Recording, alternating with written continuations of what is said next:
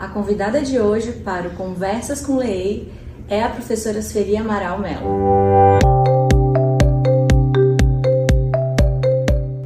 Professora Sueli, gostaríamos de ouvi-la falar sobre os motivos pelos quais não alfabetizamos na educação infantil e as especificidades dessa etapa educativa, sobretudo no que se refere à pré-escola em relação às práticas de alfabetização nos anos iniciais do ensino fundamental. Não alfabetizamos na educação infantil porque nesse tempo que a criança está frequentando a escola da infância, ela está ocupadíssima formando e desenvolvendo funções psicológicas superiores, como a memória, a fala, o pensamento, a imaginação, o autocontrole da conduta, o autocontrole da vontade, ou a que a gente pode chamar de autodisciplina, que são fundamentais para ela aprender a ler e escrever depois. Então, na educação infantil, por outro lado, a gente apresenta a cultura escrita, porque as crianças têm direito a participar do conjunto da cultura humana. E um dos elementos que a gente tem na cultura humana é a cultura escrita. Mas eu gosto de dizer que a escrita não é a linguagem mais importante da educação infantil. A linguagem mais importante da educação infantil, nesse período pré-escolar, a linguagem por meio da qual ela melhor se relaciona com o mundo, aprende e se desenvolve é o brincar. Mas a linguagem escrita é uma linguagem, entre outras, e ela deve ser apresentada às crianças. O que a gente precisa observar nesse processo é como nós apresentamos a escrita para as crianças, porque a forma como apresentamos ensina para o cérebro dela o que fazer com esse instrumento cultural complexo que é a escrita, né? Então, a maneira como a gente vai apresentar precisa ensinar para o cérebro a ler compreendendo e a escrever se expressando. Mas as crianças na educação infantil não vão escrever, nem necessariamente ler, mas elas vão formar a base para esse processo. Então, não alfabetizamos as crianças na educação infantil, mas formamos as condições necessárias para ela aprender a ler e escrever. A primeira condição necessária para alguém aprender a ler e escrever é a formação da vontade, do desejo, da necessidade.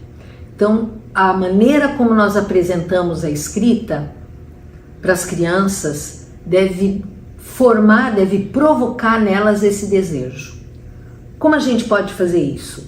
Quando a gente lê histórias para as crianças e elas, enquanto a gente lê, elas imaginam essa história acontecendo, ou seja, a gente vai ensinando para elas que quando a gente lê um texto, a gente procura ideias, a gente não procura sons.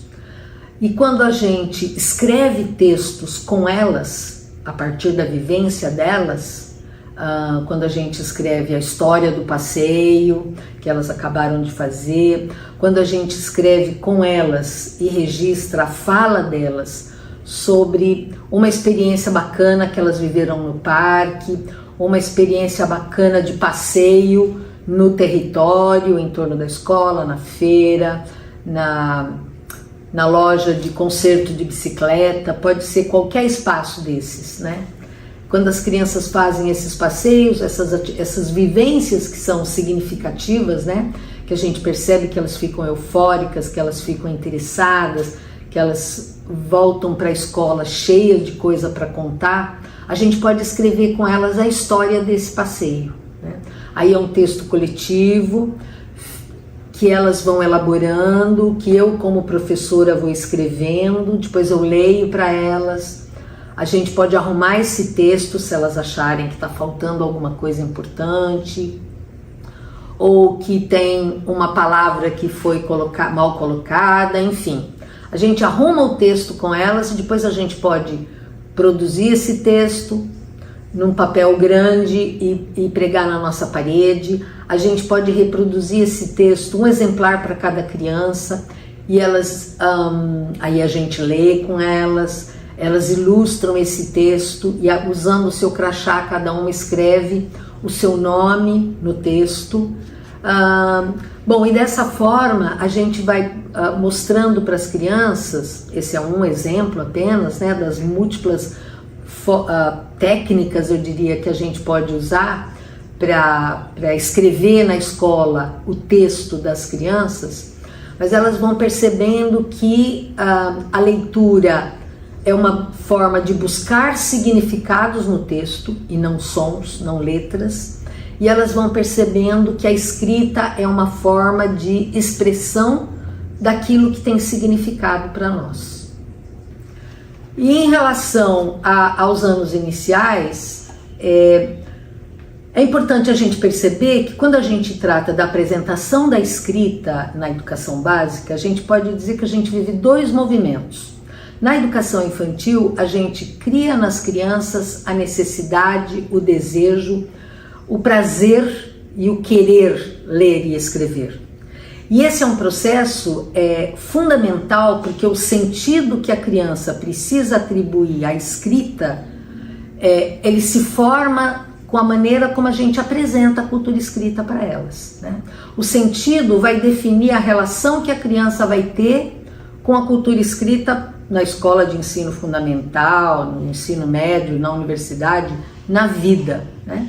Então, formar um sentido que é adequado à função social da escrita é elemento fundamental, né? Nós não podemos formar nas crianças um sentido de que a escrita é alguma coisa que a gente faz quando a professora manda.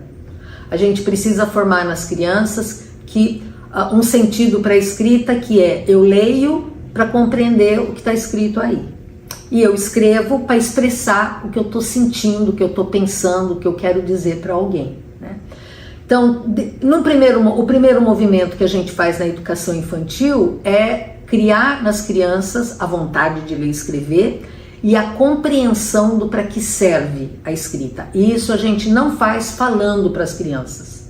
Não é pelo ouvido que elas aprendem pelas vivências. Então nós precisamos promover situações em que a gente usa a escrita com elas, em que a gente escreve o texto que elas produzem, e em que a gente lê para elas os textos que elas têm interesse, as informações que a gente precisa trazer para elas, o bilhete que a gente escreveu para a mãe, que a gente conta para elas: olha, vocês estão levando um bilhete hoje e aqui está escrito isso. Ou um convite que a gente faz junto com elas, e sempre que eu escrevo eu leio, né? Mesmo a plaquinha que eu coloco lá na porta para identificação da turma, eu digo, tô colocando essa plaquinha aqui na porta e aqui está escrito turma das borboletas, turma das tartarugas, o nome que as crianças queiram dar à sua turma, né? O próprio crachá, quando eu apresento para as crianças, né, feito caprichadamente, com todas as letras da mesma cor, de preferência com a primeira letra em caixa alta e as outras letras minúsculas. A criança vai aprendendo a conviver com esses dois tipos de letra e vai aprendendo a estabelecer relações entre as palavras que ela conhece e vai sistematizando para si as relações que ela vai estabelecendo. Aquelas hipóteses de que falava a Emília Ferreiro são formas da criança ir sistematizando e percebendo o funcionamento da escrita. Lá no ensino fundamental a gente vai se preocupar com a apropriação da técnica, mas a técnica só vai fazer sentido quando a criança tiver produzido para si, construído para si um sentido do para que serve ler e escrever. E eu volto a repetir, esse sentido ele precisa ser adequado, articulado à função autêntica que a escrita tem na sociedade. Sobre as especificidades da educação infantil, você poderia falar um pouco sobre como efetivar uma docência nessa etapa educativa que valorize os saberes dos bebês e das crianças e amplie seus conhecimentos sobre a linguagem escrita? Bem, eu acho que a gente vive nesse momento da história da produção da nossa identidade como professor de educação infantil, como professora de educação infantil, um momento muito importante, porque nós fomos formados por uma pedagogia que eu diria que é do século XIX, né, de muito tempo atrás, e a gente hoje, os conhecimentos que a gente tem hoje, nos colocam a necessidade de sermos professores do século XXI, com crianças do século XXI. Então, o que a gente precisa considerar enquanto especificidade dessa docência é que, em primeiro lugar, o que a gente aprende hoje é que as crianças aprendem para se desenvolver. O desenvolvimento não é algo dado geneticamente, não é algo que sai de dentro para fora. Esse processo acontece a partir das vivências que as crianças têm. E cada vez mais nós vamos percebendo que são vivências de pessoas, né, pequenininhas, mas de pessoas que devem ser colocadas nas relações como sujeitos e não como objeto. A escola tradicionalmente tem tratado a criança como um objeto, que escuta, que faz o que a professora manda, que realiza as tarefas, que espera para a professora dizer o que deve ser feito, que para de fazer na hora que a professora diz que acabou o tempo, né?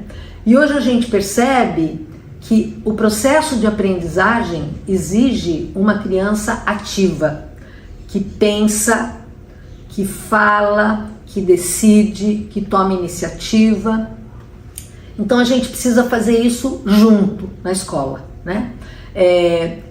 Então, planejar junto com a professora, pensar o plano do dia junto com a professora. E a Madalena Freire fala uma coisa bem bacana a respeito disso, né? Porque às vezes a gente vai se perguntar assim, então o professor não precisa planejar mais? Não, o professor precisa planejar.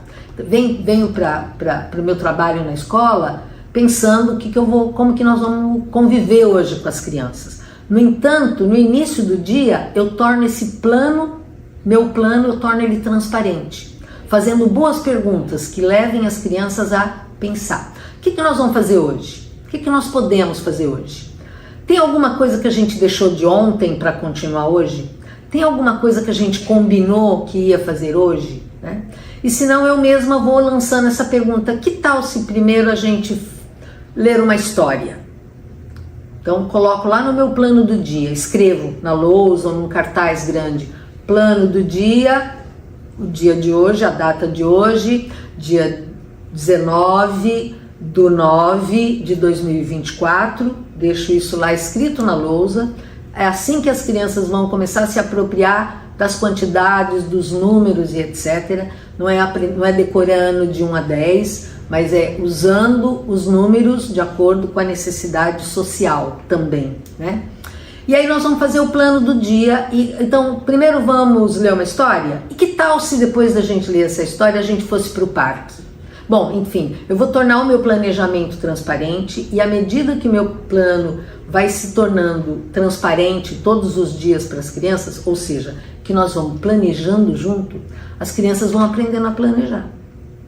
E elas vão aprendendo a planejar e vão começar a tomar iniciativa, né? Então nós vamos planejar junto o dia, nós vamos encerrar o dia juntos, trabalhando também com a cultura escrita. O que nós fizemos hoje? Vamos fazer um diário de bordo, ou um livro da vida, ou uma história do nosso dia, ou uma síntese de vivências, a gente pode chamar do nome que a gente quiser. O Freinet, que foi quem, do meu ponto de vista, primeiro iniciou esse processo, chamava de livro da vida. Todos os dias, no final do dia, a gente se lembra das coisas que a gente fez e a gente registra. Então vai ficando um registro das nossas experiências, né? E com isso as crianças vão aprendendo a avaliar. Então, aprendem a planejar, aprendem a tomar decisões. O que nós vamos levar para brincar lá fora? Como nós vamos organizar a nossa sala para estar aqui hoje, né? Então a docência na educação infantil virou muito mais um processo da gente rever aquilo que a gente fazia de forma individual e começar a fazer junto com as crianças. À medida que as crianças fazem junto, elas vão aprendendo. a resolver problemas, a pensar soluções para as coisas, a tomar iniciativa, a planejar, a avaliar no final do dia, enfim. E esse é o trabalho mais importante que nós, professores e professoras, fazemos na educação infantil: formar pessoas, formar personalidades. E as crianças vão aprendendo aquilo que elas estiverem convivendo com a gente para fazer. Por isso, o acolhimento e a escuta docente são tão importantes. Para a gente planejar junto com as crianças, para a gente ouvir os interesses das crianças. E aí a gente articula o nosso trabalho, as nossas propostas a partir desses interesses. E aí uma função fundamental que a gente tem de ampliar, de enriquecer. Enriquecer trazendo novos elementos para uma proposta de investigação, de desenvolvimento de um projeto. E a outra coisa fundamental que é o nosso papel, papel sofisticado de intelectuais que somos como docentes da infância: formar nas crianças novas necessidades. Eu costumo dizer, nenhuma das crianças nasceu com desejo de ouvir histórias, com prazer de ouvir histórias. Mas à medida que a gente conta histórias de uma forma prazerosa, aconchegante, ouvindo as crianças começam a gostar de ouvir histórias. Então, a forma como a gente apresenta as coisas, qualquer que seja, né? Trabalhar com marionetes, explorar um material novo, uns toquinhos de madeira que eu trouxe para a sala, explorar uma peça de tecidos que a gente trouxe para a sala. A forma como eu apresento cria nas crianças o prazer de fazer ou cria um obstáculo para esse fazer. Gostaríamos de ouvi-la falar sobre a importância para o desenvolvimento das crianças desde bebês, das práticas diárias e personalizadas de leitura e de contação de histórias na educação infantil, especialmente na pré-escola. Bom, os livros, como diz o Caetano Veloso, num álbum que se chama Livros, inclusive, são objetos que devem estar na mão das crianças. Não me lembro como é que o Caetano fala. Os livros são objetos...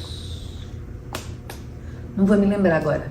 Mas ele menciona essa ideia de que os livros são objetos que a gente deve amar com amor táctil. Então, assim, primeiro as crianças se relacionam com o livro como um objeto que tem às vezes uma capa dura. No caso dos bebês, que pode ser um livro que tem um monte de carinha de crianças, mas os livros eles devem estar ao alcance das crianças desde bebês, todo o tempo na escola. A gente pode ter uma biblioteca bacana na escola, mas a gente precisa, como primeiro momento, ter uma bibliotecazinha em cada sala, um espaço de leitura, um canto de leitura em cada sala, com tapete, com umas almofadas, um lugar agradável para as crianças estarem e folhearem os livros, né? Então, isso para todas as crianças o tempo todo, né? Livro, eu gosto sempre de dizer, é material de consumo. Então, os livros bacanas que a gente recebe na escola, eles precisam estar disponibilizados para as crianças em período integral. É claro que um monte de crianças usando os livros, eles acabam se gastando, mas ele é material de consumo, a gente repõe quando eles não estiverem mais em boas condições, né? Mas eles precisam ter qualidade, eles precisam ser esteticamente atrativos, né? E à medida que as crianças vão crescendo, nós vamos ampliando, porque no primeiro momento, com o bebê, eu mostro as imagens e comento o nome dos objetos, né? Olha um gato, olha um cachorro, olha um jacaré aqui, né? Aos poucos o jacaré os objetos, os sujeitos da história, eles vão ganhando uma relação. Então assim, olha o gato, olha o cachorro vindo correndo, olha o gato subiu na árvore, olha aqui, tá lá em cima da árvore. Olha o cachorro aqui, enfim, aos poucos aquilo que eram só imagens e objetos e nomes dos personagens vai criando um enredo e esse enredo vai sendo cada vez mais elaborado, né? E eu passo a não mais a só explorar os personagens e os objetos da história, mas eu passo também a ler a história para as crianças. né? Ler é diferente de contar. Contar uma história bacana, é uma atividade ancestral, né? Historicamente, os seres humanos, há alguns milhares de anos, se sentam em volta da fogueira e contam histórias, né? Contam as experiências vividas no dia, né? E essa memória ancestral, ela continua de alguma forma na nossa genética. As crianças gostam de ver as histórias contadas. Mas a outra coisa é a gente ler histórias, né? Eu acho que quando a gente conta histórias, a gente pode usar objetos, a gente pode usar vozes, a gente pode, enfim, atrair a atenção das crianças de outra forma, né? De várias formas. Um chale para dizer que é hora de que eu vou contar uma história, criar ritos, né? Os ritos são importantes para a organização do grupo, né? Agora, outra coisa é ler histórias, né? Então, ler para as crianças é elemento assim fundamental, porque é o momento em que elas podem, inclusive, ficar de olhos fechados e imaginando a história. E com isso nós vamos ensinando para elas aquilo que o Vygotsky dizia que a gente devia garantir para formar crianças que compreendem o que leem, né? Que são leitoras e que são capazes de expressar aquilo que pensam, que são produtoras de texto, né? Nós vamos fazendo com que a criança saia do texto que está sendo lido para a ideia que está sendo projetada nesse texto, para a mensagem que está sendo contada nesse texto, né? Então nós vamos mostrando para ela, nós vamos exercitando esse processo da leitura como produção de significados, que isso que é a leitura, né? Quando a gente estuda hoje os grandes estudiosos, eles vão dizer que ler e automaticamente compreender é estabelecer uma relação com a intenção de comunicação do autor do texto, né? Então a criança precisa estabelecer essa relação com o conteúdo do texto, né? Com a intenção da informação do autor e não com os sons que estão ali presentes, né? Então quando a gente lê para elas, a gente promove essa possibilidade, né? E a leitura tem outros elementos, né? Além de ensinar para a criança, ensinar para o cérebro da criança o que eu faço com o texto, né? Com o texto que eu vou ler, né? Eu amplio o vocabulário, né? Eu estabeleço novos horizontes, eu trago elementos para as vivências no jogo de faz de conta, né? No jogo de papéis sociais que ela faz no faz de conta. Quer dizer, a leitura é um universo. E quando a gente está lendo para as crianças e lendo de forma bacana para criar nas crianças o prazer da leitura, o prazer de ouvir histórias e o desejo de ler ela própria, né? Esse é um outro elemento fundamental. Nós também estamos criando nas crianças o gosto pela leitura que vai se perpetuar ao longo da vida dela. Nós estamos criando alguém que, primeiro, tem elementos para ter uma capacidade de ler compreendendo e alguém que tem prazer, o prazer estético também da leitura.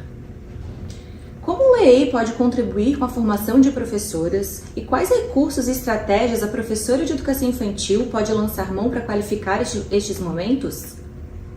Bem, eu entendo que o LEEI é um processo de desenvolvimento profissional e de atualização, é uma oportunidade de atualização de nós, professoras e professores de educação infantil, em relação a tudo que a gente nas últimas décadas veio pesquisando sobre como as crianças aprendem, qual a especificidade da cultura escrita e quais as formas mais adequadas de, na educação infantil, a gente criar nas crianças a necessidade, a vontade, o gosto de ler e de escrever. E vou retomar essa ideia, né, que ela faz isso convivendo com as situações de escrita, participando das situações de leitura e de escrita, né, Eu gosto muito de uma frase do Freinet, quando ele diz que na escola a gente escreve o texto das crianças. A gente não escreve cabeçalho, a gente não escreve a poesia da Cecília Meirelles, a gente escreve o texto das crianças e a gente lê o texto do mundo inteiro. Então acho que esse é um parâmetro bem bacana. A gente está aprendendo a fazer isso. Então acho que o LEI é essa oportunidade de atualização de nós todos professores, né? É a tecnologia que a gente está se apropriando nesse momento da história do desenvolvimento, do conhecimento sobre as práticas de apresentação da leitura e da escrita, né?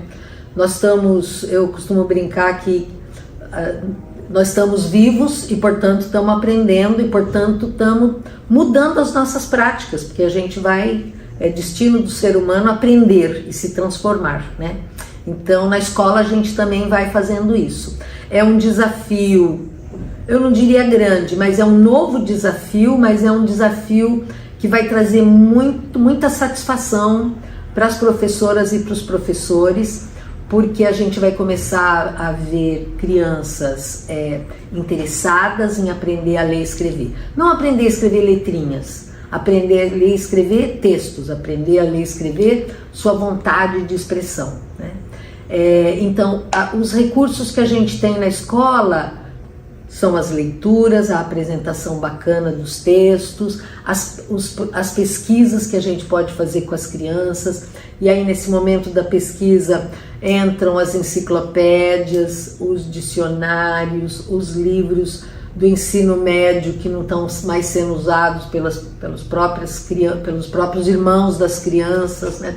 As enciclopédias que estão sobrando nas casas, que ninguém mais usa, e que na escola tem um papel importante. Então, essa convivência com os livros é fundamental, né? E então esses recursos, né, de registrar as vivências das crianças, registrar todos os dias aquilo que a gente fez, né, com o texto das crianças, com a fala das crianças, tudo isso vai fomentando nas crianças esse desejo de ler e escrever. Essa é a grande contribuição que a educação infantil pode e deve fazer para que as crianças, depois do ensino fundamental, se apropriem rapidamente da técnica de escrever, né?